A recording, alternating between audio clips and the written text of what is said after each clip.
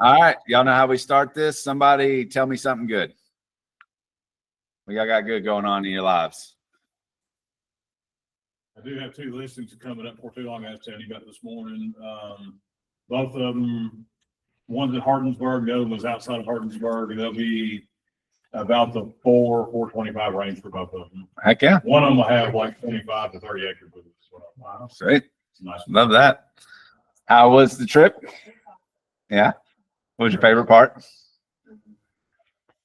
There was lots of, it's hard to pinpoint, but like the last day, this is so kumbaya-ish, but like we all went around the room and everybody had to talk about like the one person that stood up.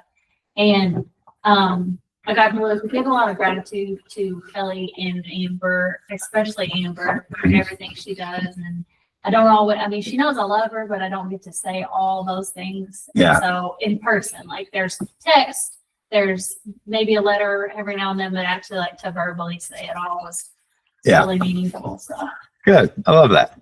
Sweet. All right. Who's got something good on this side of the room? Shout out to you for getting 12th Street out of contract. Oh, yeah. Thanks. All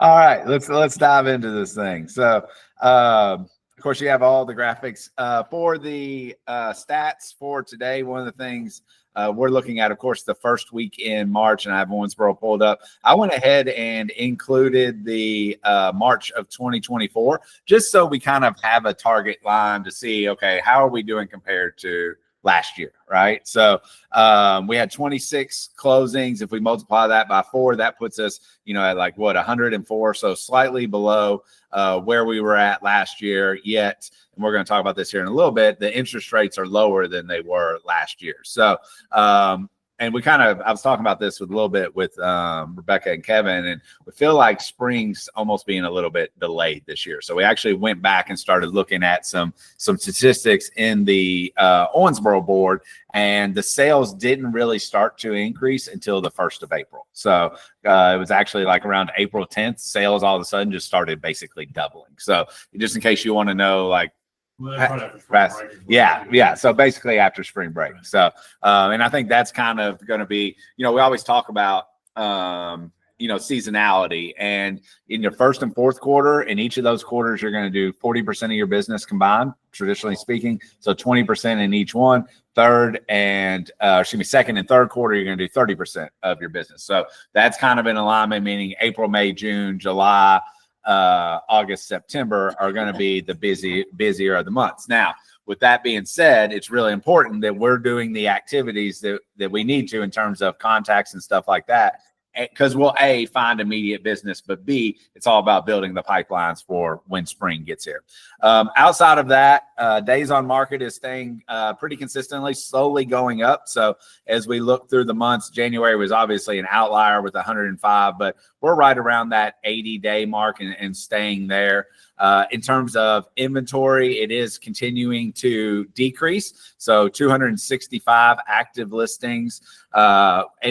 It's really interesting because we're going to look at some stats here in a little bit about how there's been more listings on the market across the nation in the month of January than any other month. But as far as the Owensboro goes, we're going down still. So we do expect that to kind of pick up over the next two or 3 weeks.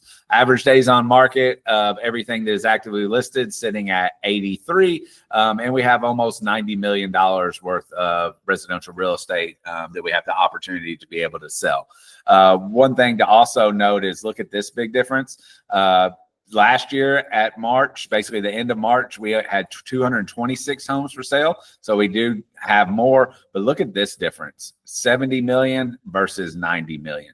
So that just shows you that there's probably, and I think we talked about this before, but we're seeing a lot of high-end listings get it listed and a lot of investment properties and not a lot in the middle where a majority of people are ultimately looking. So that's worth noting for your lead gen, especially lead gen towards listings. If you can get the ones that are more like around the average price, the average square footage, the 3 bedrooms, 2 baths for somewhere around 200 to 250,000, you're probably going to sell those fairly quickly if you price them right. So yeah. So that's the challenge for everybody, basically. Okay, class is over. Go find $250,000 listings. Looking at Henderson, kind of the same story. You can see 9 closings in the first week. Last year we did 40. Average days on market is staying kind of overall majorities right in the 30s to 40 range for them. Active listings staying fairly level in the upper 60s. And then you can see, obviously twice as many listings. Interesting enough, if you look at the amount of volume, 9.3 million versus 18, double the listings and double the price versus Owensboro, there was less listings and more price. So it kind of lets you know that you're not seeing the same amount of high volume or high end luxury listings in the Henderson market. Looking at Evansville, 376 sales in the first week. Want to get to basically 2,800. So they had probably the biggest gap in order to be able to cover, because if you multiply that by 4, you're less than 50% of the sales last year. So we'll keep an eye on that and kind of see, even in February, we did over 2,000 sales right now, only on the pace for about a little less than 1,600. Inventory, big drop in inventory over basically even just looking back to January, 40 less homes for sale. But compared to last year, we had 715, so it's still significantly up. And then same thing here for the volume. You can see almost 300 million worth of homes for sale versus last year we had 200 million. So pretty big jump there. Looking at Elizabethtown, kind of same thing, 72 sales. Multiply that out, that's going to get you about 280, call it 300, versus the almost 700 that we did last year. And then looking at inventory again, we did see a little increase in inventory over February, so that's a good sign for Elizabethtown, and significantly higher than it was this time last year. Also, the volume, 228 million versus 187 million. That's just showing that, again, if you do the math on that, a few more looks like more higher end listings are being listed in the E-Town area. Louisville, this is probably the biggest gap that we saw.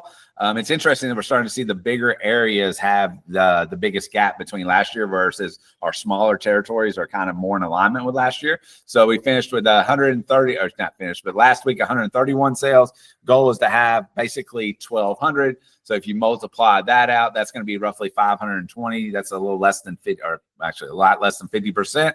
And then looking at the inventory still held about the same as it did last week. But look at the inventory compared to last year. So almost 500 more homes for sale, which is a pretty big gap. Also, interestingly enough, 500 homes obviously makes up a big chunk of this, but 775 million available versus 968 million. So if you're in the what I would call the bigger territories, the Elizabethtowns, the Louisvilles, and the Evansville, then we're seeing less sales compared to last year. So and that's just worth noting in your business. A lot of that has to do with the inventory that's currently available. In our smaller areas, the Owensboros, the Hendersons, places like that, then it's everything's kind of getting close to alignment as far as what we did last year, probably a little bit less. And ultimately where I'm going with all of this is when in your lead generation, if you're targeting certain areas, certain neighborhoods, if you're door knocking, if you're farming, we need to be at those high turnover properties that are 3 bedrooms, 1 or 2 baths, somewhere between 100 and call it 200,000 and 300,000. Like that's what I would be focused on, because those will turn into instant sales. Now, I'm not saying don't focus on, anything lower than that, or don't focus on anything higher than that, but that's the greatest need in the moment. And if we can solve the need, then we will have all the business that we need, right? So if you're working for sell-by owners, I'm focused on that area. If you're expireds, I'm focused on that area. Door knocking, farming, all of those other things, focus on those areas. So any questions on that stuff or the stats or anything? No. Everybody still awake? Just making sure. Okay. All right. So mortgage rates.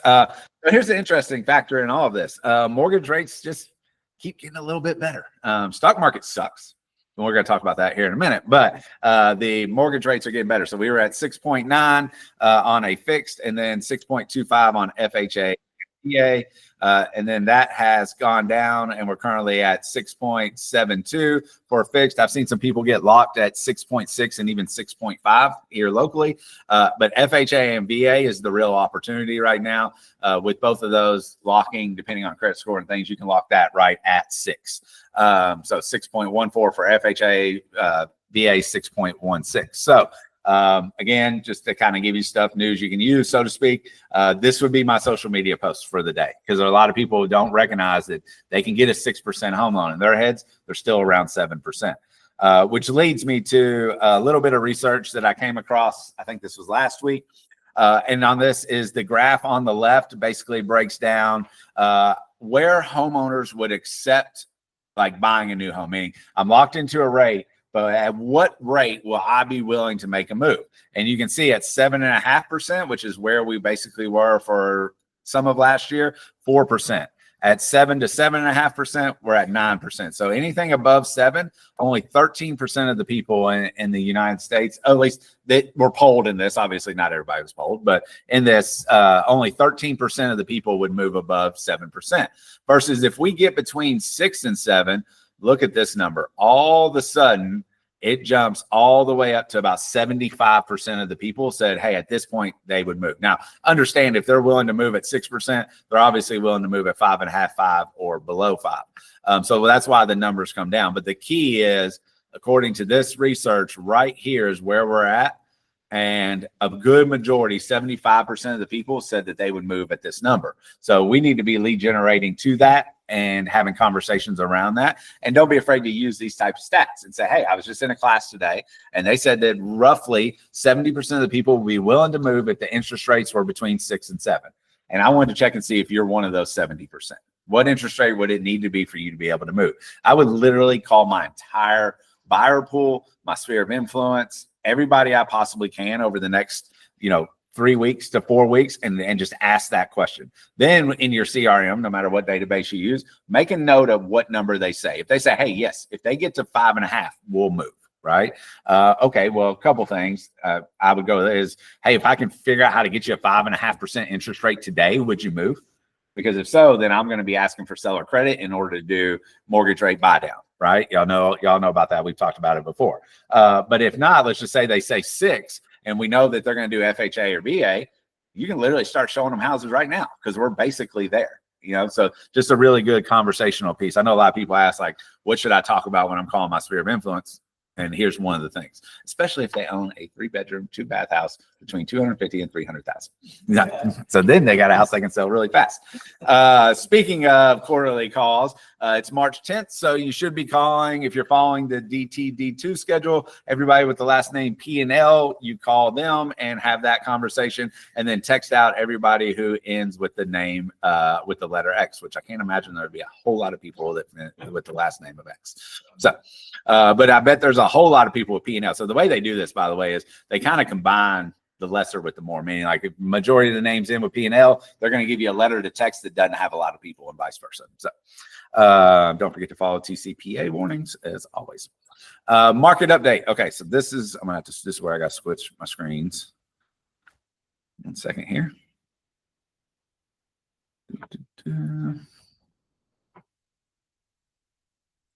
That's something else.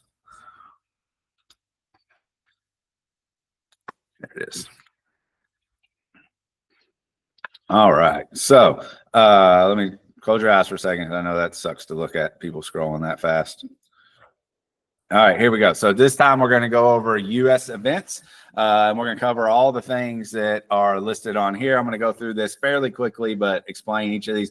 By the way, again, if you're looking for social media content, you can take these slides and they're available to everybody now, and actually just post this slide and have a conversation about it and explain what it is in a short period. And that would give you do 1 post per day for the next, the rest of the month, and you would get through just this portion alone.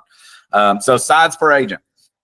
This is interesting because basically from 2000 to 2007, leading up to the financial crisis of 2008, the NAR added 591,000 agents. At that same time, by the end of 2007, the average deals per agent dropped from 13.5 to 7.5. Then 2008 happens. real estate gets hard. A lot of agents left the industry, 338,000 left, as a matter of fact. And all of a sudden, the deals per side went up from 7 to 9.3. And then if we look at what happened 2013 to 2024, the sides dropped from basically 10 to 5 because we added another 500,000 agents. Now, we haven't really seen a lot of fallout over the last year, even though it's been predicted by all the experts that we thought a lot of people would get out of the industry. We're starting to see some indicators now where MLSs are, and I'm talking locally, our MLSs numbers are starting to go down ever so slightly, not by a lot, but by 5 or 6 people every single month over enough time. That adds up. So there's an opportunity. Where I'm going with this is real estate is harder right now because there's still a huge number of agents compared to sales. So we got to go do the work. Me and Brad were talking about this right beforehand.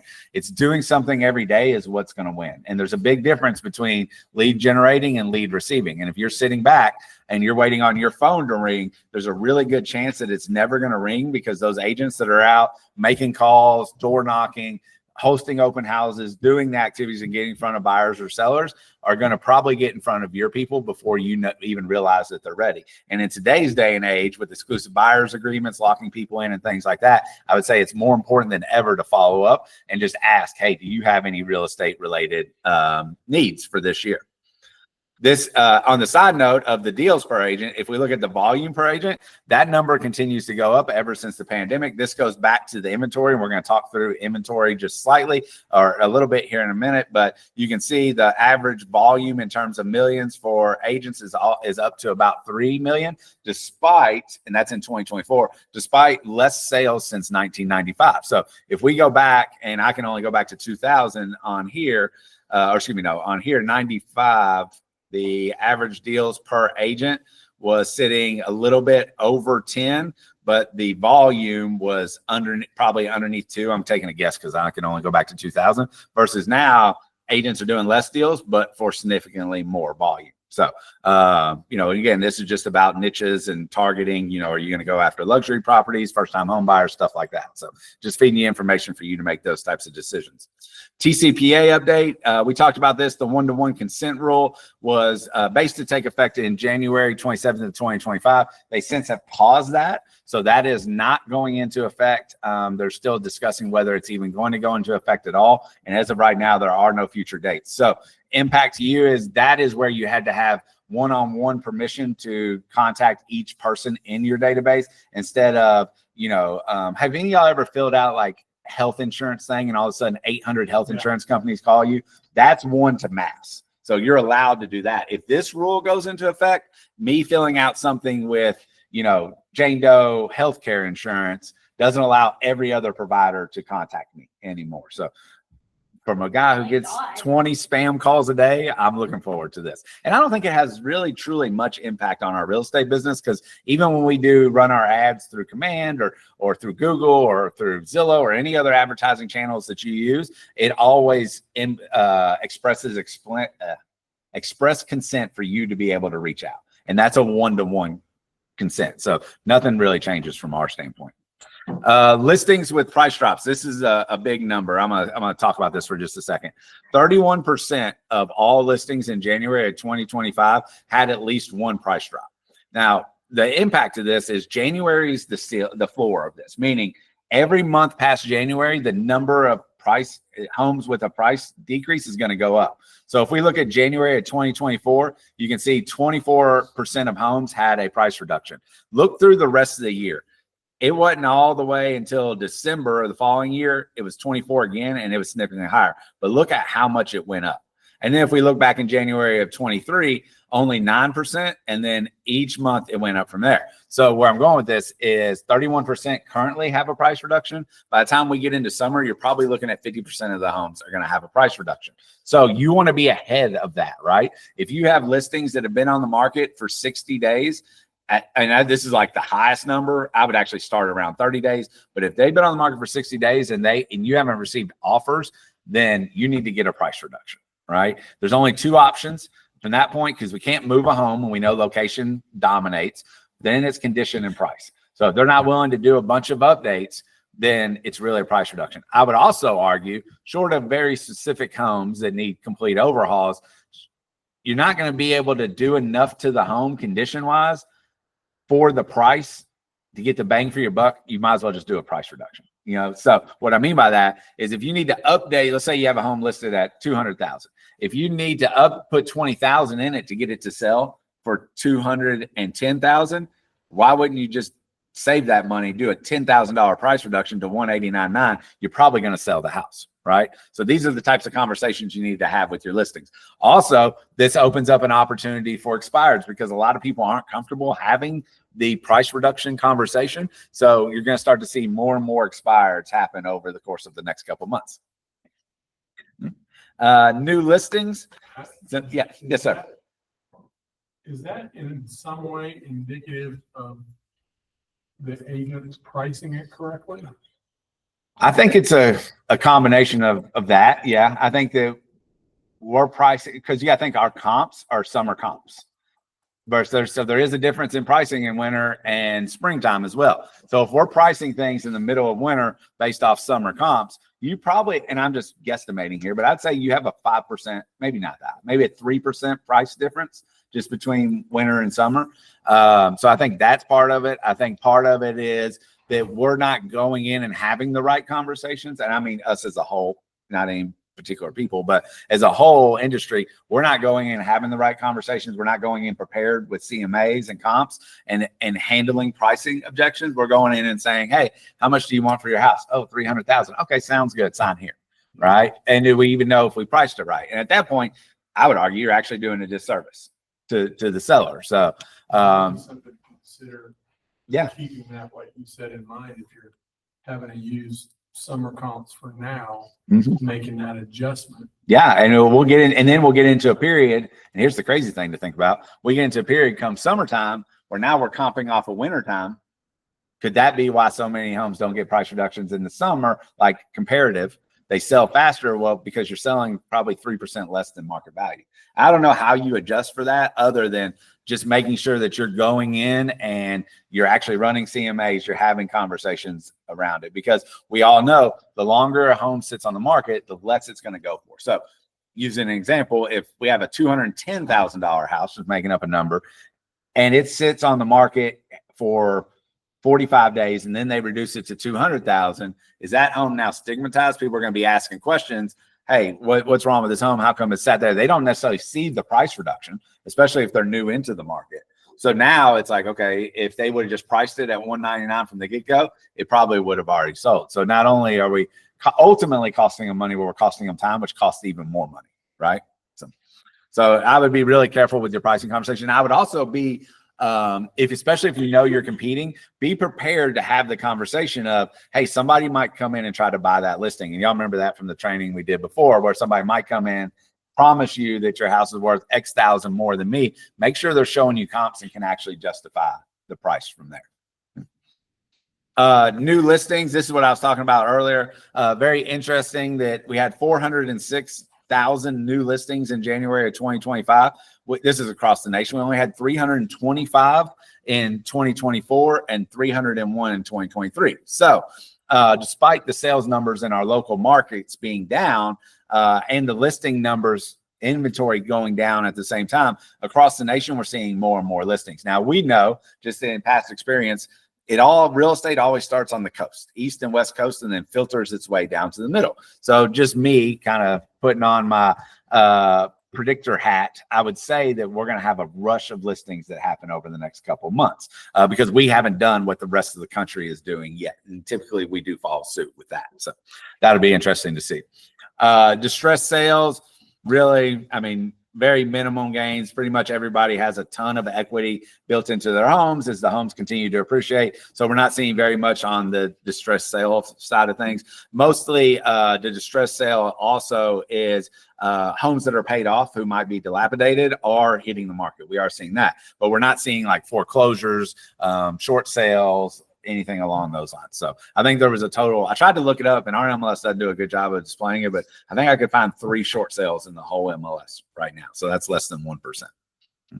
All right, underwater homes, again, this goes back historically, we're around 6% of the homes basically don't have enough equity to be able to sell. We've been underneath that for a really long time, coming in at 1.8%. So again, not really an area of concern. Credit conditions, I love seeing this, where we see a little bit of green here happening in 2024. This is how easy is it to get a home loan right now. So we are starting to see some of the banks loosen up their conditions a little bit. So this is important because if you've had people that maybe tried to get pre-approved this time last year and they couldn't, it might be worth another shot, even if they haven't had, anything change financially, because they might be able to get through underwriting and things like that now. New home starts. This all has to do with inventory. Basically, the way to break this down as simple as possible, you should have we should be building 1 million homes per year. That's what it takes across the nation in order for the supply to meet the demand. Well, you can see starting in 2008, all the way up through really until 2021, we never built 1 million homes. We built 662,000, 445,000, so on and so forth. And even now, if you look at 2024, we didn't build 1 million homes. Look at 2025, we didn't build 1 million homes. We only had 2 years above 1 million homes. So this is the blessing and the curse of our industry right now. And what I mean by that is the curse is because of the lack of the inventory, buyers have a hard time finding anything. The blessing from a real estate agent perspective is that's keeping demand really high for the people who can afford to move, and what's keeping the numbers where they would and keeping us from really getting into a true real estate recession. So again, and this also leads to appreciation and things like that. As long as the inventory doesn't catch up, meaning like getting to 6 months or more worth of inventory, we're currently sitting right around 3, a little over 3 actually, then I think home appreciation will continue. I don't really see anything on the horizon that would cause homes to depreciate. If anything, we probably just flatline for a little while. But until the inventory really significantly jumps in every area, then I don't even see that happening. We should still have 2 to 3% appreciation in each local market. New home sales, these are just of the million that get built, how many sell on any given year. Again, it kind of just matches the same thing. You can see these graphs basically match each other there. Biggest challenges for builders and developers, regulatory burdens. This is really about planning and zoning. Land costs, land keeps going up just like homes do, because of course they don't make any more of it. Material prices, this will be interesting to see how this plays out over the next couple months, especially in regards to lumber and fasteners, because we do import a lot of that. Labor shortages, it's really just, the labor shortages isn't necessarily like we don't have enough people, it's getting the people at the price that makes sense for a builder to be able to build a home, right? And then profitability constraints and project feasibility. What we're seeing is that builders where they used to have, and I'm making up the number, I'll be honest, but roughly a 10% profit margin, they're down to like a 3% profit margin because the cost of land, the cost of labor, the cost of materials is constantly going up. So that's why you see people like the mass builders having more success. The Jagos of the world who can turn out whole neighborhoods and multiple neighborhoods in a year, they can take the smaller profit margin and still survive because of the quantity of homes they're doing. It's the custom builders that you see kind of struggling a little bit. And I think you'll start to see where builders, there's going to be fewer and fewer builders over the next couple of years. Basically, I mean, like I think some builders will get out of the business in some way, shape, or form. Student loan debt.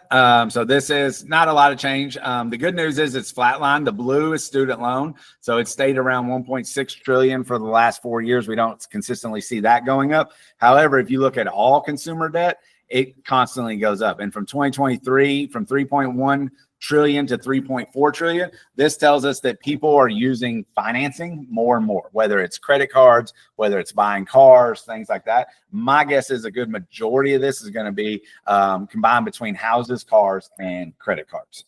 So just something worth noting. If y'all remember last week, we went over the savings amount and how much each person was savings. So we're starting to see that go down, and credit, like the amount that people owe, go up. That's not really a great sign overall for the economy. So we'll see if we can get that turned around.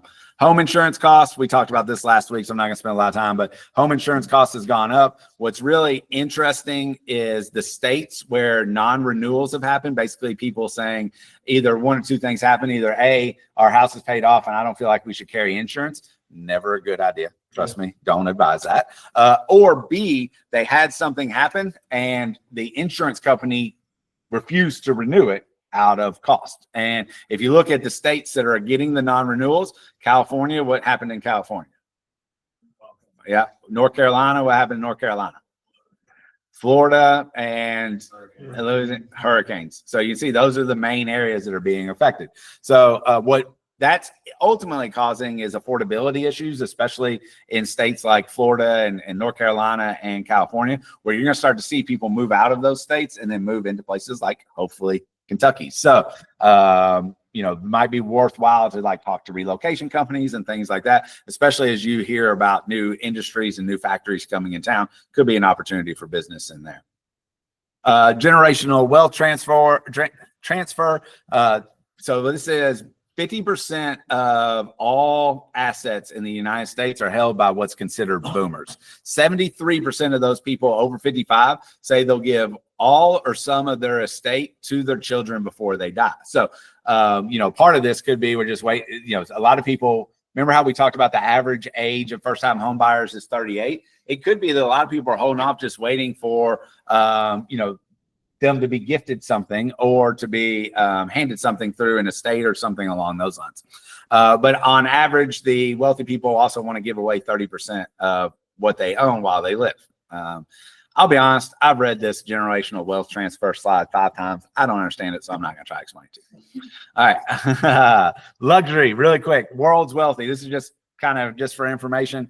From 2008, there were 8.6 million people that were considered high net worth individuals. That number's jumped all the way up to 22.8 million. Looking in North America alone, 9.1 trillion worth of wealth, all the way up to 27.5 trillion worth of wealth. So obviously there's still some people doing really good. This is what I found really interesting. Real estate percent of holdings for high net worth people, 15 for the last 6 years roughly, they only held 15% worth of real estate, and a majority of that was held in the stock market. You can see here floating between around 30%. Well, that's gone down the last couple of years, and real estate in 2024 has gone up. So what's happening is, this is again another opportunity. I think people are starting to lose faith in what's happening in the stock market and starting to get back into more long-term investments, which is real estate. And by the way, if you haven't been paying attention, the markets got murdered yesterday. Like one of the biggest sales off, definitely the biggest sell off since 2025, probably one of the biggest sells off, even including 2024. NASDAQ, I think, dropped like over 1,000 points. Bitcoin went down like 10%. Basically, people are cashing out of their investments, unsure of where the economy is going to go from here. This could be an opportunity for those people cashing out. They might need another avenue to invest that money in. So investment properties, things like that. So if you have anybody in your database who you would consider, you know, a high net worth individual, and you can define that how you want, but I would be reaching out to them and say, hey, have you thought about investing in real estate? Let me put together a list of investment properties and then let's talk through it. Again, just another opportunity inside there. Days on market. We already talked through the days on market. Luxury days on market, just so you can see, are significantly higher than the average. The listings with price drops, again, it kind of compares the luxury to the non-luxury listings, and luxury listings typically reduce their price after 21 days, or excuse me, 21% have a price reduction, or 23% have a price reduction, 33% of regular homes. Commercial trends, just really fast. Office space vacancy rates are still high as they could be, 20.4%. Rents are staying pretty static, meaning they're not really growing, not really going down. And then there's over $3 trillion in commercial debt, with office space most at risk. So from the commercial sector, that's the biggest risk is as people who are on typically adjustable rate mortgages that own office space, if it isn't paid off, as those rates adjust in one way or another, can they continue to afford the rent? And if not, are you going to see a ton of office space open up? We've already seen it over the last couple of years. Nothing new here. Retail is resiliently strong, meaning strip centers, things like that, are staying full. Vacancy rates are steady at 10.3%, so about half the rate of office space. And it grew. Retail sales continue to grow at 2.9% year over year. Multifamily rent declines as more and more people are building apartment complexes. There's a new one going in here right next to, gosh, I'm drawing a blank on it. What's the name of the new shopping center where the Pet Plus and literally go there every single day? Yeah, all of that. Yeah. So what that is, so there's some new apartments going in over there that has like 15 new buildings as part of it. And you'll see this across all of it. Like I know I got some friends that are building some apartment complexes in Bowling Green and Elizabethtown right now. So I think apartments, you're going to continue to see an increase on those. Yeah. Yeah. Over by the hospital is another one. Yeah. Industrial, gradual pullback of expansion. Rent growth is minimal, but remains positive. Manufacturing, construction, investment up 31%, driven by the CHIPS Act, and vacancy rates fell to about 7%. So if you're going to get into commercial, your biggest opportunity is the retail and industrial sectors. Multifamily is going to have an oversupply here really shortly. And then office space is going to continue to struggle as workers haven't really committed to coming back into the office yet. And then this talks about some loan things and loan delinquency rates. Again, very minimum numbers, 1.38%. It did go up a little bit. This is just the commercial side, but still it's nowhere near industry averages. So hopefully that gave you some insight to some different things that you can use in order to be able to pick where to find your next business. And again, I would be focusing and door knocking and trying to find listings in that average price point and average homes section. So, all right, let's go on. Any questions on that stuff? I know I went through it all really fast. Okay, so y'all know what y'all are gonna do from a lead gen standpoint? Did I make it very clear what to do? Okay, so you have no excuses to not get a pending this month. That's all I heard. Okay, good deal. All right. So we have our normal training classes, full court press. I'm switching the topic on this. So we're doing this Thursday. I was going to do one all about command smart plans, but we've done a couple of trainings. Instead, I'm going to go through the NAR buyer and seller report and tell you exactly what buyers and sellers are wanting from agents right now, what their expectations are, how they're finding you, what you need to do in order to stay in front of them, and a bunch of other key stats that you'll actually be able to use either on listing appointments or buyers wants and needs. So tune in for that. That'll be Thursday starting at lunch. And then broker opens. We didn't have any broker opens scheduled as of 8 a.m. I don't think I've seen any. Have y'all seen any new ones come across? Okay. I hadn't either. There is a lunch and learn tomorrow. This will be at Party Space Place, and Foreman and Watson Land Titles putting this on. You do need to RSVP. And this is all about Canva, which is, of course, a program used for creating marketing designs and things along those lines. So this should be a really good class, by the way, if y'all, especially if you want to get into doing that stuff yourself. Okay. So wants and needs. Tell us what you have on the market that is currently active that maybe you've done a recent price reduction on that you need help selling. I have a property I listed on Applehouse Road in Beaver Dam. Jamie showed it. It's rough, but it has a huge shop. And it just needs a good deep plan. What's the price on that one? $189.9. It's on an acre and a half. And I mean, that shop is a really nice shop. I'm hoping that shop will Sell it. But it's mobile home, and mobile home's nice. It just needs somebody to really get in there and clean and fresh paint and all that. You said 1.5 acres. Nice. Yep. Who else got something? All right, new listings. Any new listings coming on the market? I've got another one coming. Somebody's been lead generating. Hey,